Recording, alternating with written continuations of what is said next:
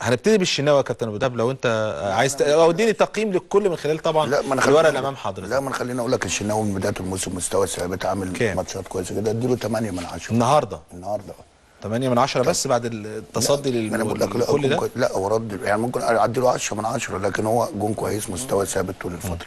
طيب محمد هاني؟ محمد هاني اديله 7 من 10. 7 من 10. بدر بنون رجله في الملعب بقى له فتره بيلعب هادي مركز. انا بتكلم النهارده يا كابتن. لا انا بتكلم النهارده، لا كويس، لا كويس النهارده شايف بدر بنون كويس 7 من 10 زي الماتشات اللي فاتت؟ طبعا 7 من 10. ايمن اشرف ده يعني يمكن عنده حلول، ويمكن يتمنى اي مدير فني عنده حلول، ممكن يلعب سيرد باك، يلعب باك ليفت، لكن مستوى ثابت اديله 9 من 10. 9 من 10. ومحمود وحيد يمكن اديله 6 من 10. 6 من 10. السوليه كنت نفسي اديله اكتر من كده، لان عنده خبرات، لعيب كويس، لعيب يقدر. النهارده لما ضغط عليه طلائع الجيش اكيد كان عنده حلول، كان يقدر يتكلم يوجه زمايله بشكل كويس جدا، ولعيب عنده خبرات وقائد في الملعب، شخصيته قويه. اديله 6 من 10. 6 من 10. حمدي فتحي لعيب كويس جدا ومبشر، اديله 7 من 10. يعني جونيور اجي اديله 10. 10 من 10 طبعا راجل المباراه النهارده تحركاته وقدر يجيب جونين. مجدي قفشه اديله 6 من 10. يمكن حسين الشحات انا ما شفتوش كتير جدا، لكن الراجل عنده ثقه فيه ان هو يقدر يخلص له، ممكن يقدر يجيب جون، وده ممكن يكون هو باقي عليه في الماتش، ان هو اديله 5 من 10. انا بقى اجي لك عند محمد شريف ممكن يكون عنده عدم ثقه ان هو بيلعب، لانه في البدايه بدا وبعد كده قعد في قمه مستواه، عشان بعد كده بقى بينزل احتياطي، بقى تغييره. النهارده بيبدا، اكيد الثقه عنده اهتزت شويه، لكن هو لعيب كويس جدا. 7 من 10. 7 من 10. عندك تقييمات لطاهر او والتر بواليا بعد ما نزل، وكهربا واليو ديانج؟ لا، محمد طاهر الوقت اللي لعب فيه ما اسعفوش بشكل كبير، لكن هو لعيب كويس جدا، وانا كنت اتمنى انه يشارك من البدايه. والتر بواليا نفس الطريقه، ان هو طلع يعني نزل مكان محمد شريف، اديله 4 من 10. كهربا نفس الطريقه، اديله 4 من 10. اليو ديانج؟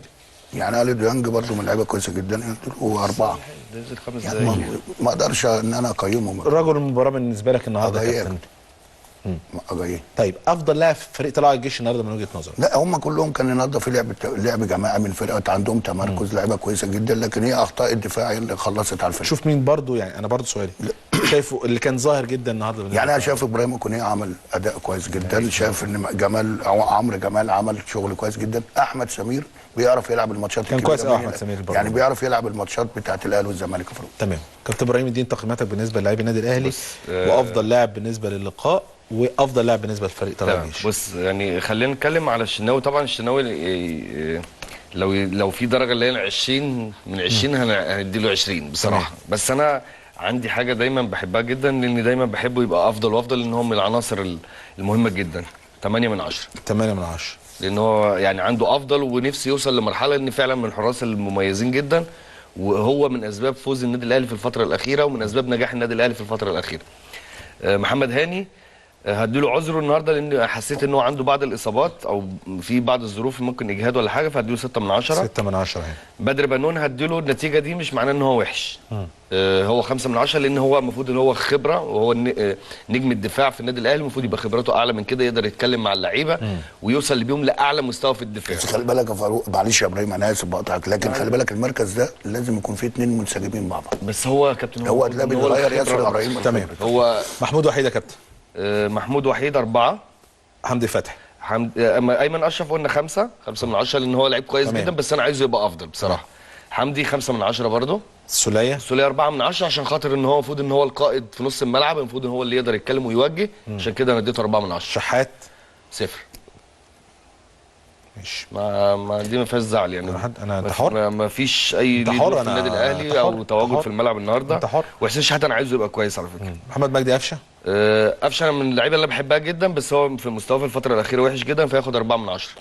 اجاييه 9 من 10. شريف 5 من 10، عشان هو بعيد بقاله فتره. رجل المباراه بالنسبه للماتش؟ جونيور اجاييه ومحمد الشناوي. اديني واحد بس. جونيور اجاييه. ماشي. طلائع الجيش افضل لاعبين او افضل لاعب بالنسبه هو ابراهيم كونيه واحمد سمير وعمرو جمال. واحد بس. ابراهيم كونيه. طيب ماشي. طيب ده بالنسبه لماتش النهارده، بالنسبه لمباراه الاهلي